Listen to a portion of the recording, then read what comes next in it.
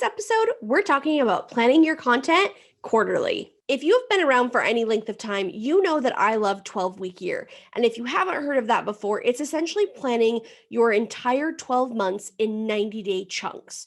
It has worked amazing for me. We get a massive amount of stuff done in a short amount of time based on Brian Moran's theory of the 12-week year. Now, we have struggled in the beginning because if you know, this podcast is almost a year old. So we struggled with getting a system in place, getting a plan together. And for most people, that's the part that stops them. They want it to be perfect. They want to plan everything out so there's no hiccups, no issues. But my friends, that's just not reality. So for us, we kicked it off initially with 26 episodes of the podcast. Now, things were clipping along, things were going great. I was like, I'm going to get through open enrollment in my other business, and then I'll record a ton of videos again. But what happened was the president extended open enrollment for an additional 8 months, which I was not planning on. So that threw a huge kink in the works and really led me to getting behind.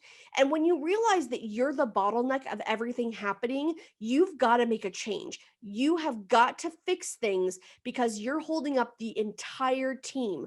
So that led us to planning our content quarterly. Now, is it perfect? Absolutely not. Are we still tweaking the system every single week to try to make it a little bit better? Absolutely. We as a team get together, talk about suggestions, different ways that we can do things, and we've really settled on a system that's working great for us. So that's what I want to share with you today. So hopefully it can make a difference for you if you're thinking about starting a big project like a podcast. So the first step that I do is I take my big 8.5 by 11 planner that has all the months of the year, and I go through with sticky notes and I start mapping out where all the episodes will go. So right now we're releasing every Thursday, but I have big news coming next week that I can't wait to share with you. But right now it's every Thursday. So it's pretty easy. We know exactly when the content's coming out, though I don't always schedule the episode titles or the subjects at the same time that I'm doing this initial map out, but at least gives you an idea kind of, okay, this is the schedule where we're at.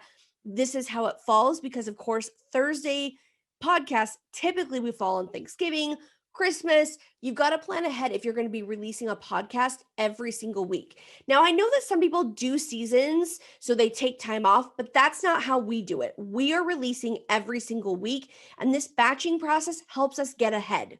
So the initial map out is on my big calendar. Then I jump over to a Google Sheet that was created for us that really has made things so much easier.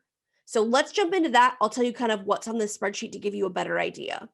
So we're going to start off with the episode number, which is important because, like I said, we're planning quarterly. We're trying to get ahead. So that way, if there's any hiccups, doesn't matter because we're weeks and weeks ahead. We've got the air date. So what date is this podcast going to launch? Which Thursday is it going to go out on? Now, we have a column that talks about when the raw file needs to be done. So that way it can get off to editing.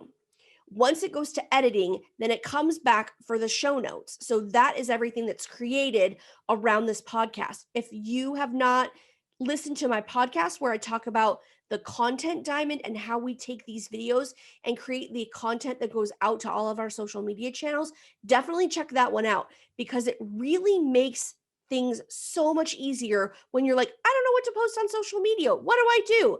That podcast will tell you exactly what you need to do, exactly how we do everything. And maybe that's something that you can listen to and either create yourself or take a portion of it and create it for whatever project you're using it for. Okay, so we go back to the raw file date. It goes away to editing. It comes back.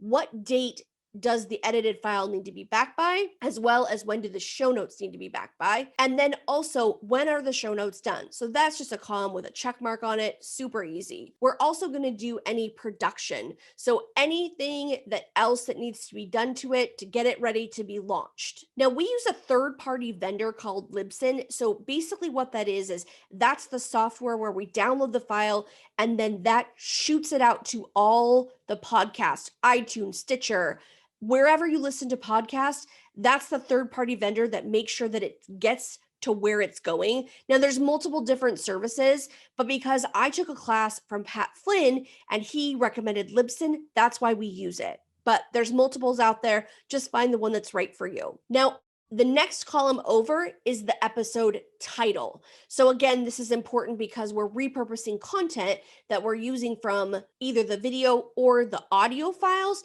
that are part of the podcast. So having that title front and center just makes it super easy. Now, as you're going through this process, you're creating these spreadsheets for what you need, what things need to look like. Make sure that you have someplace where everyone can see what's going on, because it's so important that things are not behind. Because I will tell you, earlier when I was running to catch up, I felt like I was Indiana Jones in the scene where that big ball is coming down the hill chasing after him.